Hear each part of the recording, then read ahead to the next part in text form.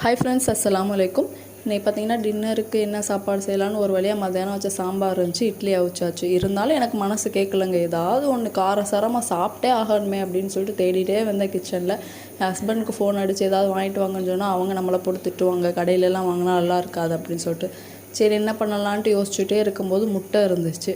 சரி ஓகே, நம்மளுக்கு தெரிஞ்சது மாதிரி என்னத்தையாவது நம்ம கைவண்ணத்தை காமிப்போமே அப்படின்னு சொல்லிட்டு கொஞ்சம் ஒரு வெங்காயம், ஒரு தக்காளி எல்லாத்தையும் நறுக்கி போட்டு, பச்சை மிளகா போட்டு, இருக்கிற மிளகாத்தூள், மஞ்சள்தூள் எல்லா தூளையும் போட்டு எல்லாத்தையும் ஒரு கிளறிட்டு தண்ணியை ஊற்றி நல்லா கொதிக்க வச்சுட்டேன்.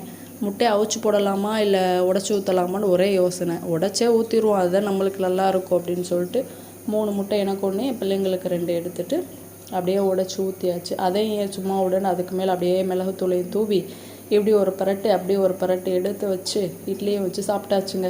இது என்ன காம்பினேஷனோ தெரியல, அப்பப்போ கிறுக்குத்தனமாக இந்த மாதிரி தோணுது. செஞ்சால் மட்டும்தாங்க